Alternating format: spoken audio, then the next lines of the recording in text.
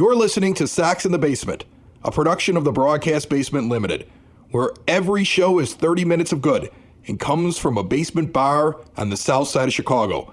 Pull up a stool, pour a cold one, and join us right now for Sox in the Basement. Heard everywhere podcasts can be found, and always at soxinthebasement.com. Dave, we got a fun one today. We do. Our good friend Garage Joe, we've had him on before. He's a member of the Hall of Fame. He has helped restore, he's spent his own money restoring White Sox artifacts for the Hall of Fame.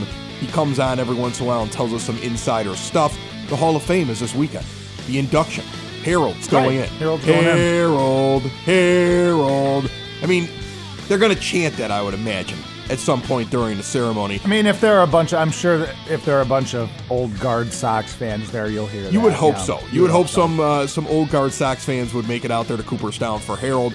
We have Garage Joe on the show to talk about if you're going, what to do when you're there, and what it's like if it's your first trip to Cooperstown, and then also to talk about how you can watch it in case you're not going, and a little bit, I'm going to ask him a couple other questions about stuff that he's been doing with the Hall of Fame. I tweeted out a screenshot a couple days ago on the 2-year anniversary of the White Sox acquiring Eloy Jimenez and Dylan Cease from the Chicago Cubs, along with first baseman Matt Rose and infielder Brian Fleet.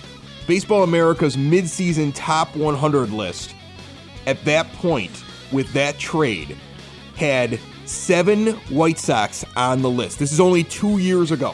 I remember this list. What is your rule? You say this all the time with prospects. Well, you're lucky if one of 3 of them hit. If one of 3 of them hit, right? Right. Okay. So there is a reason for positivity with the White Sox, because I'm going to list the 7 guys in the top 100 just 2 years ago. Right. Under your thing, we'd be saying 2 of them. 2 of them we would feel good about right now, maybe 3. Okay, let's have it. All right. Moncada.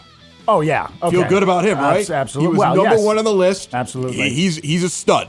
We had a rough year last year, but we said it on this show, he's going to get better. Jimenez at number 5. Yeah. Also, feel great about him, right? Yeah, feel great about it. Feel Absolutely. huge about him. Okay, fine. Kopech at 20. Now, undecided. Okay, you're undecided. Me, I think he's going to be a star still. I think Tommy John's a bump in the road. Okay? But you could keep your undecided. Number 45, Lewis Robert.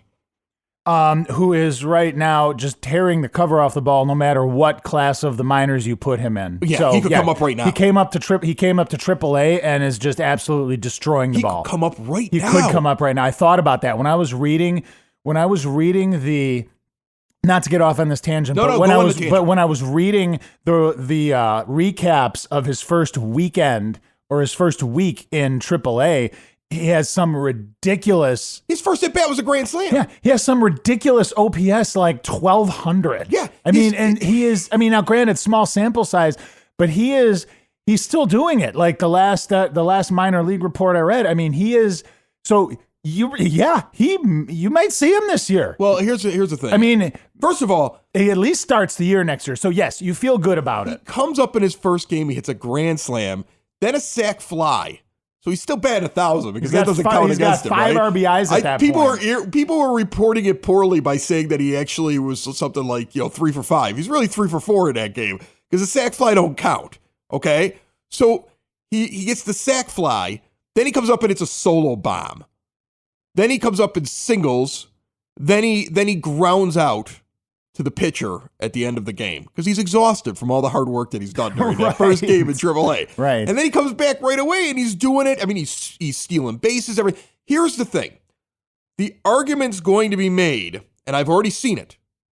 Okay? I've seen it from our good friend James Fox over at Loop Sports and Future Sox. Right. I've already seen this. I've seen the talk of, well, you're not going to see him this year, and they're going to hold him down and control him because you want 7 years instead of 6. I've seen that.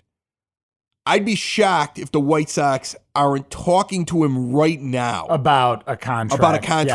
Yeah. in the same vein as Eloy Jimenez. That's what I was just going to say. I don't think they're not going to keep him down. If he keeps doing this, they're not going to keep him down in AAA just to save a year of service time. They're going to get a deal done before it even comes to that. But what about this argument? And maybe I'm a crazy Looney Tune who sits in his bar in his basement and has a stupid podcast, and I don't know what I'm talking about.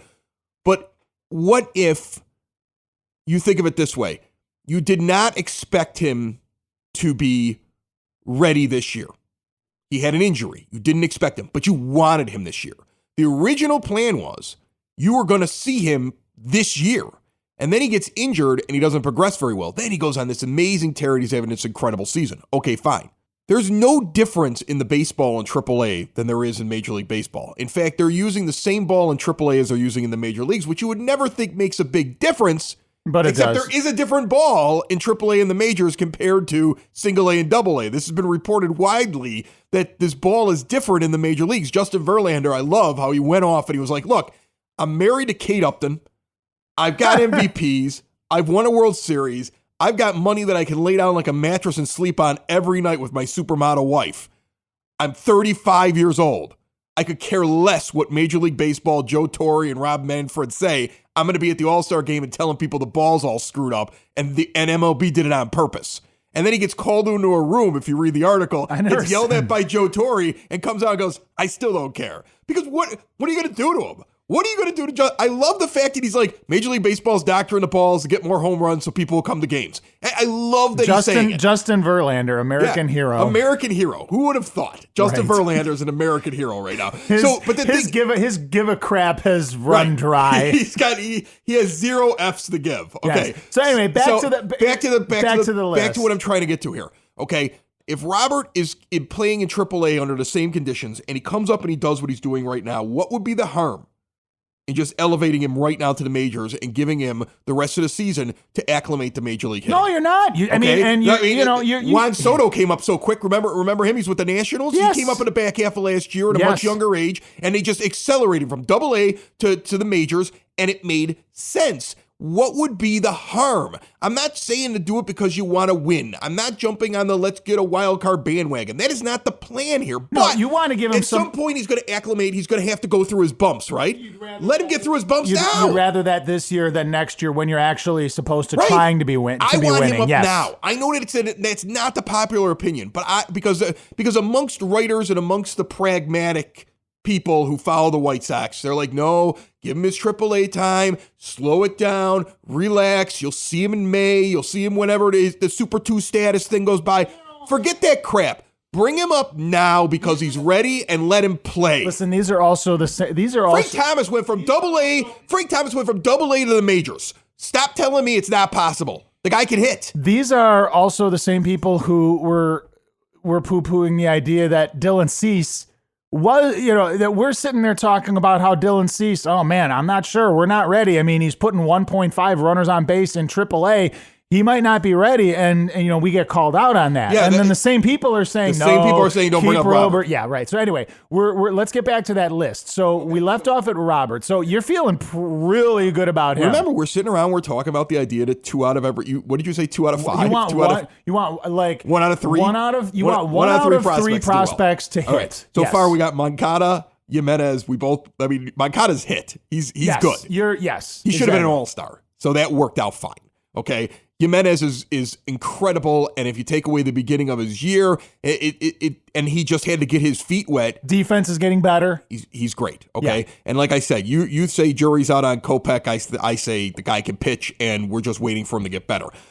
Now, the next guy on the list at number 59, 2 years ago on Baseball America's midseason top 100, Reynaldo Lopez. There's your miss. Oh, boy. Yeah, there's yeah. Now, on the other hand, he had a really good start coming out of the All-Star break. I was going to say he is getting better. But until he puts together consistency and everything else like that, if you're going to put like hit or miss category, he's sitting in the miss category until he proves otherwise right now. Yes. And I still like his potential, and I think that he could be, think about it. This guy could be one of those guys that could be a specialist that comes in for just 1 or 2 innings. Maybe that's what he becomes later on. Maybe he's not part of the rotation. Maybe he is. It'll be interesting to see what happens. Or with maybe him. he figures it out. Maybe he figures it out. Either way. You never know. Okay. We got Wellington's coming back.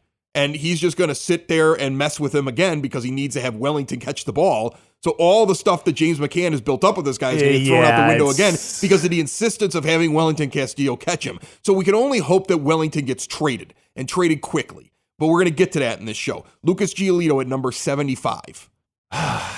Well, looks like he's a hit. He looks like he's a hit, doesn't he? Although the velocity is down. He's had it rough coming out of the He's had a rough few games. He's had 2 bad games against the Cubs, which I attribute to he still hasn't figured out the biggest moments yet.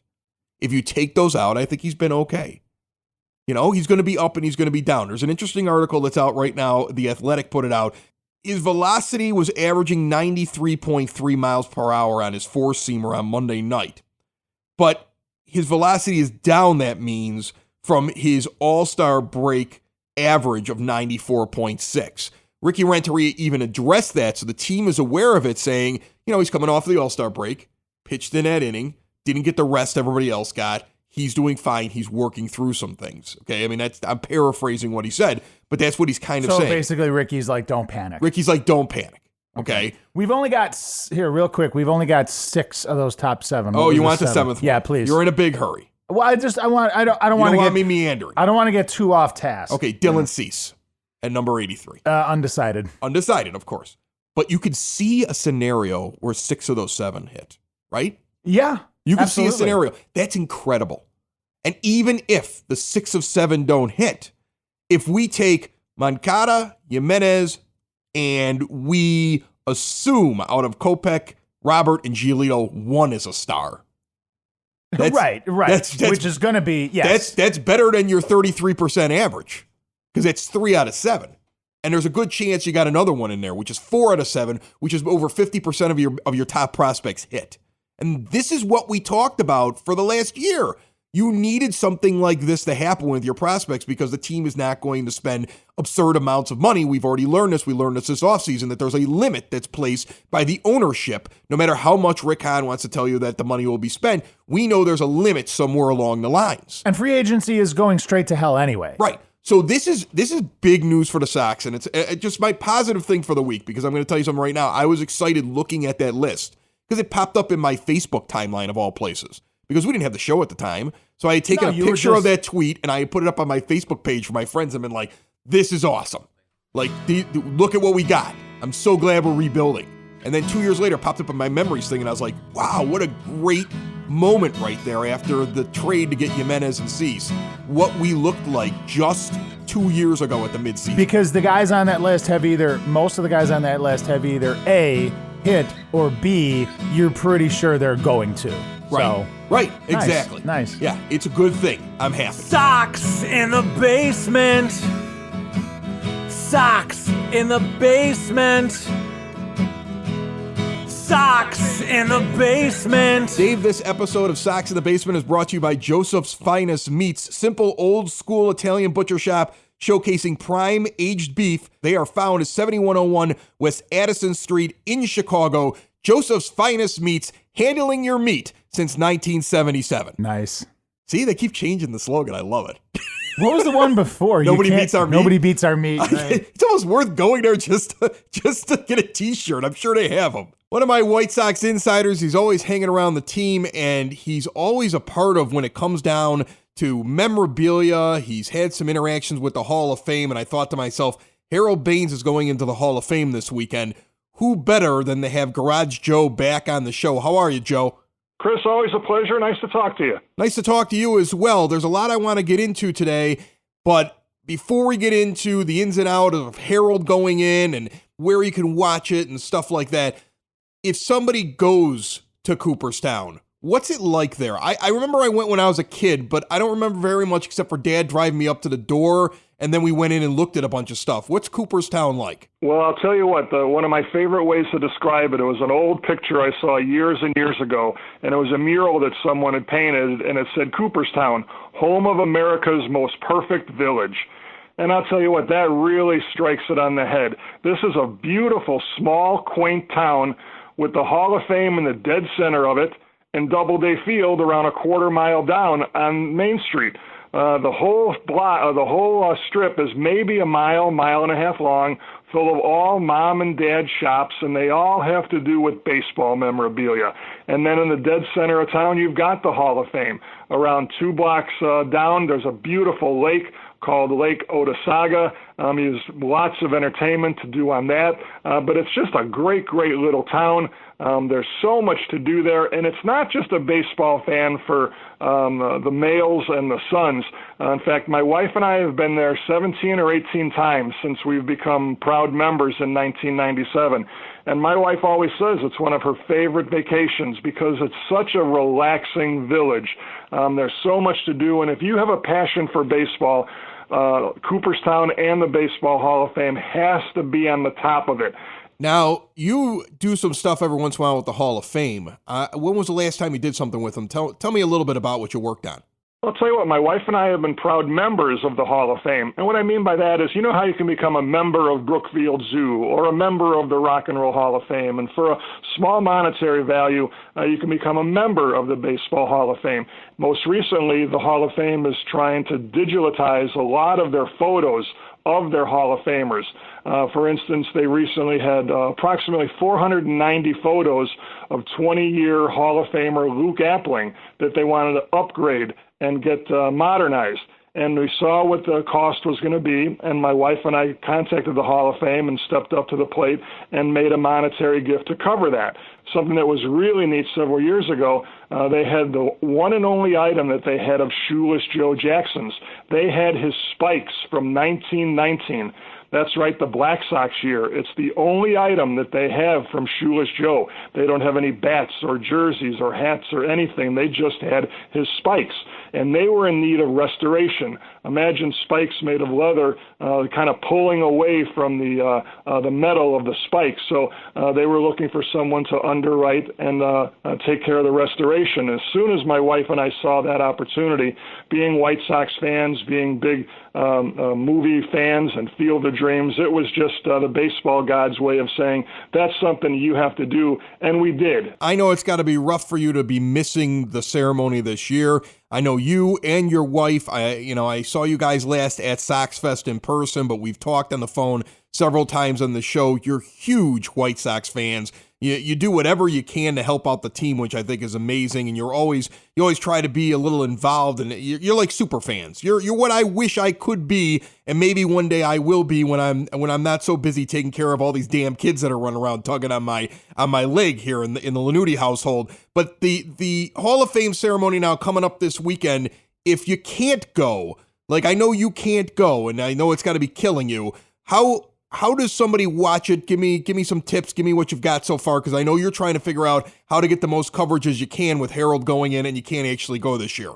Well, first of all, before we get that, your weekly podcast does more for White Sox fans than you're giving yourself credit to. So please, when you're talking about super fans, you're right up there at the top. So thank you for all your love and passion into this weekly podcast. Thank you, Joe. In regards to this week, I'll tell you what, my wife and I, each year, we always circle this date because we're not going anywhere. If we're not going to go to the induction in person, we stay at home.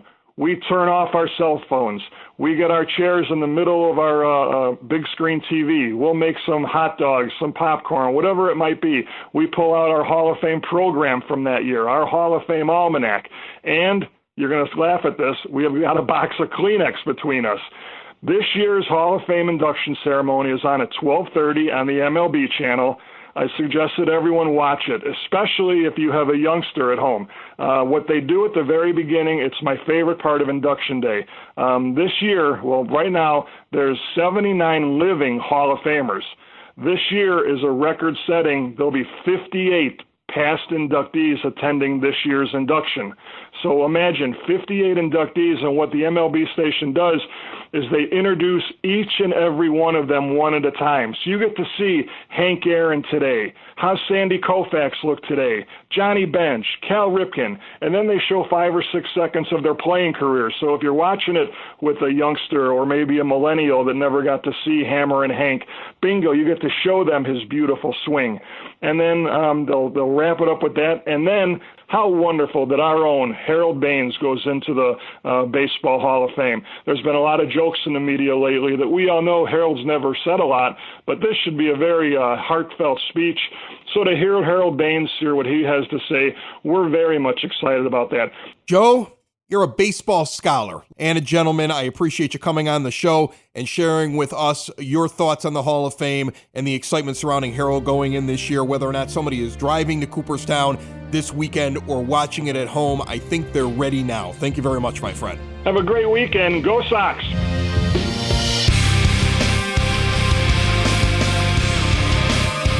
Now, Dave, yes. The MLB trade deadline was different this year, and I don't think a lot of people caught on to it. I mean, I think the hardcore fans caught on to it, but I don't think everybody remembers this happen. MLB changed the rule. They change a lot of rules now. Did you see that the guy stole first base in an independent league this week? No. Yeah, they're experimenting with a rule that if the ball doesn't hit the ground and the catcher misses it, it's an unimpeded like passed ball that the runner at his own peril can try to take first. Remember the old adage, you can't steal first base? These morons think this will improve the game. Stealing first base. Wait a minute. How is that different than a drop third strike? I'm not following you. Drop third strike is, first of all, there have to be certain factors. Okay, look, I could sit there and I could try to quote it off the top of my head, but I'll screw it up. But it's not the same as at any point during the count. Like on the first pitch of the count. Oh, this is any point during the count? Any point during the count, the pitcher sails it over the catcher's head.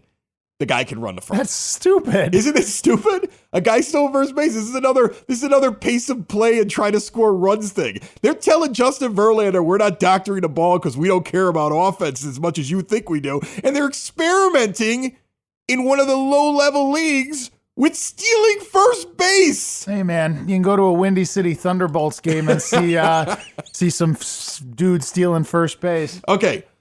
They did change the rule on the trade deadline. It's a hard deadline, like the NFL. It's a hard deadline now. July 31st, when the trade deadline hits, that's it. The idea of putting a guy on waivers and being able to pull him back is gone. You could still put a guy on waivers in August, and if he's picked up before August 31st, he's on your postseason roster. But no teams can't pull him back. You just get him. And there's no trade involved. So the trading all ends on July 31st, which means teams can't play the game of, well, we can wait and we can see. They have to make a decision now. So in the next couple of weeks, and we're already starting to see deals starting to get done, you're going to see this just incredible amount of trades. Now, I don't know what the White Sox are going to do in terms of if they're going to be buyers and try to grab somebody for future years that has control or anything like that. But I do know this. Wellington Castillo's coming up and Zach Collins is going down to give one more opportunity for this team to unload Wellington Castillo. Let's hope. But that's the only reason for this. Because after that point, if he is not dealt, you need to waive him. Put him on waivers. Put him on let waivers. Somebody pick up his contract. Right, exactly. And move on. And Collins has been working out. He was working out up until the actual day that they sent him back to AAA. That whole day he's out with Joel McEwing. And Joe is like helping him with flips to first base, like fielding a ball and flipping it over to first when the pitcher's covering. See what I'm saying? Yes. Because he's going to be first base / catcher. That's his role. In the beauty that is the discovery of James McCann and the fact that you have a year of control with arbitration next year and you should be able to get a deal done with this man. And unless all of a sudden he just hits a wall and this is all some sort of farce, and I don't believe that. I think what you have now is that this team realizes that's your number one catcher. And there's no reason to try to force Collins in. Like, Collins was a high draft pick, but there's always been little questions about him. You don't have those questions with the seasoned James McCann, who's shown now he can do it. So he's not getting replaced. So Collins needs to have at-bats. And that's the one thing the White Sox screwed up. They didn't give him enough at-bats when he came up here to start. We were saying that. Question about the Collins thing before we go back to, Wellington Castillo. I don't want to talk about him again. I just want him dealt. Okay, well, fine. We're good. Then we I'm don't good. So we're good. We're good Deal there. him. I'm done We're with good it. there. I'm just saying he's up right now, and the only reason he's up for people that are wondering why Collins is back down is because they're trying to still save something, and then they're going to waive him if nobody else grabs him. If you're trying to... But the Cubs didn't want him. Let's just think about that. The Cubs just went out and got Maldonado from the Royals and didn't even knock on the Sox door. Okay? So, and they gave up Mike Montgomery for Maldonado. Well, didn't the Cubs... So there goes another... There was a team... That's what you were hoping for. You were hoping that a team needed a catcher. and they were in a race, and they were willing to give you anything for Wellington Castillo. Yeah, Cubs passed. And the Cubs were like, we're going to take that Martin Maldonado off of Kansas City because Wilson Contreras is going to be down for the next 2 weeks, and we don't want to miss a beat. It wasn't Wellington, but go ahead. So if Joe McEwing is starting to get some reps for Zach Collins at first base, what's the plan there with Andrew Vaughn? Because he is supposed to just rocket through this system, and he is a first baseman. Fine, I get all that, okay? And there's going to be the school of thought, because we've heard it suggested already on this show from a guest, that the possibility of you don't need Jose Abreu. Guess what? They're keeping Jose Abreu. We've talked about this. So I think they're keeping Jose Abreu. I think it'd be a mistake to get rid of Jose Abreu right now. You don't count your chickens before they're hatched. We have talked about this. You want to have good problems to have, or isn't enough room for all of your prospects that are ready? We have talked Those about are good this problems. even a year and a half ago, when it was the whole debate of, do you trade Avisail Garcia or do you trade Jose Abreu? And I was very much even back then, I was very much on the keep Jose Abreu. He's shown more consistency throughout his career. He's a father figure to all of the Latino players on their brother, team. Man. Yeah. He goes out and buys a tablet for Moncada and basically goes, hey, so you can look at stuff in your off time. Like basically explaining to him like, hey, you can't just show up for work and sit around for 10 minutes to look at film and be good. I bought you a tablet. You should have been able to afford one of these on your own, but I bought you one, and I even downloaded everything for you. Hit this little button and start working, kid, or you're not going to make it in the majors. That's you awesome. Want a guy like that on your team. That is awesome. I did not know that story. Yeah, he did. So, I mean, like that, you want a guy like that on your team. So, no, you don't move on from him, and I know Vaughn is coming, and I'm excited about Vaughn. So, guess what? Castillo goes on July 31st. One way or another. Yeah. He's traded or he's waived. Either he's traded or waived. The White Sox have to do this. And you know what? And then for the good of everybody involved, it's time to move on. And then you bring up Collins and now you give him the at-bats that right now you're giving AJ Reed, which I thought was an interesting move. We haven't talked about that. The White Sox go out and they get a prospect that at one point was, I think, the 11th best prospect in MLB.com on the pipeline. And he was going to be a really good player 2 years ago. And the big boy, AJ Reed, just can't break through with the Astros. Astros are too good to have patience for you. But the White Sox wanted him. And during the rebuild years, and Reed actually said this in an interview, that the Sox had told him on the phone when they acquired him, we tried to get you several times, and the asking price that the Astros had was too high. So we didn't make the move. In fact, I seem to remember there was a point in time during the sale and during the Quintana times when they were going to make deals that the Astros were mentioned as possibilities, but the White Sox probably wanted more than just Reed. You see what I'm saying? Yes. And I remember those deals. Or they probably wouldn't give them Reed, and then later they tried to acquire Reed with something else, but they didn't want. So the White Sox got their guy. The Sox are notorious for this. A guy that they've scouted, a guy that they want, he doesn't work out with a team, the Sox go and grab him. I have no problem with picking this kid up, and you give him an opportunity. But guess what? When Wellington Castillo goes away, and when Zach Collins comes up, and when AJ Reed gets waived, because it's coming after watching this kid play, because he isn't that good, he can never sit in a bar when he's older and say, man, I never got my true shot. Like, he can't go back to his hometown, and people are like, AJ, what happened, man? You were going to be a star. He can't sit there and say, man, nobody gave you my shot. You're getting your shot right now, buddy. You should have been ready. He is not ready. This guy, I mean, how many opportunities can a player get? This guy's not going to make it. I haven't watched him play. I've missed. Oh, he looks like a little leaguer up there at the plate. I've missed all the games. Just I've had other stuff. I haven't watched the past 4 or 5 games. Polka, but just because of the fact he's not Polka. But I mean, basically, it's the same thing as Polka. Right. So maybe Polka's better. I don't know. Both of them should not see the team anymore because Zach Collins should come up and be your first base / catcher, sitting behind James McCann once Wellington is gone one way or another here at the end of the month. And then he should be getting a lot of at-bats. He should be sitting in that DH role. He should be filling in at first base. He should be in the lineup 6 out of 7 days. You got to find out what you have with him. It's time to move on from these other guys. Right, and I think they will. I mean, sending him down, he came up here, Collins did not have a good go of it. Send him back down. Hope he figures some things out, right? Bring him back up after the trade deadline. See what you have right now. Well, here's my thing. Reed is a guy that the team coveted like crazy who fails. gets put on the team, which I still don't have a problem with. I'm fine with that. Grab a guy and stick him in. This is the perfect time to do it. Right, because you never know. You never know. Maybe he'll be good, and you catch lightning in a bottle.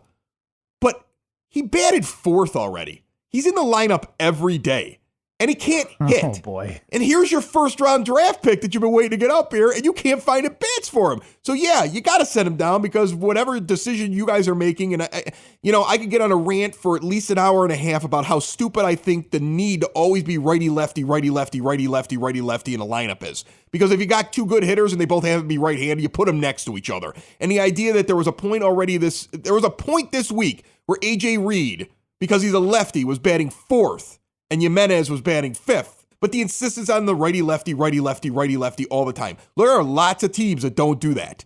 There are lots of teams that have two really good right-handed hitters and put them next to each other. And those teams are just fine. That's one of these old school things I think that's one of these old school things that most major league teams aren't doing anymore, but the Sox still are. Think about how many terrible acquisitions we've had over the years because we insisted on the guy being a left-handed power hitter. Think about that.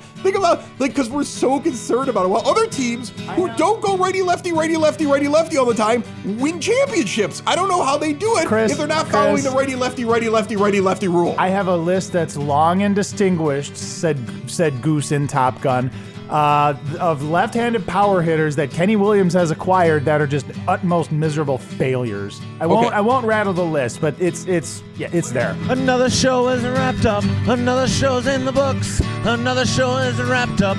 And then by the looks, it's gonna be a good one. And we'll see you next week. And the nude is basement. And the nude is basement. Another show is wrapped up. Another show is wrapped up. Another show is wrapped up. And it's in the books. Another show is wrapped up. Another show is wrapped up. And by the looks, it's gonna be a good one. Nudie's Basement. Broadcast Basement. The Nudie's Basement. The Broad Basement. Slancha. That was like Dropkick Murphys or something, right? I felt like it. Dave, our 1 year anniversary is upon us for Sox in the Basement. Can you believe that it's been a year? I cannot believe that. It's kind of a foggy year because we tried it out like at the end of May of last year, and then we went away, and then we came back for an episode or two, and then we were really kind of full swing in July. So, because of that, next week, 1 year anniversary show. I have a brilliant idea for it. People are going to have to wait until they listen. But all this talk about stuff that was said in the past and the way that things were viewed 2 years ago, 6 months ago, got me thinking. So make sure you check it out next week. If you are not subscribed to Sox in the Basement, click the little subscribe button on whatever player you're listening on, whether it be Podbean, Apple Podcasts, Spotify, however you listen. Make sure that you follow us at Sox in the Basement on Twitter and Instagram. Sox in the Basement has a Facebook page as well. It is amazingly named Sox in the Basement. It's very easy to find. That is Dave. I am Chris. Go White Sox. Sox in the Basement found everywhere podcasts can be found and always at soxinthebasement.com. Sox in the Basement.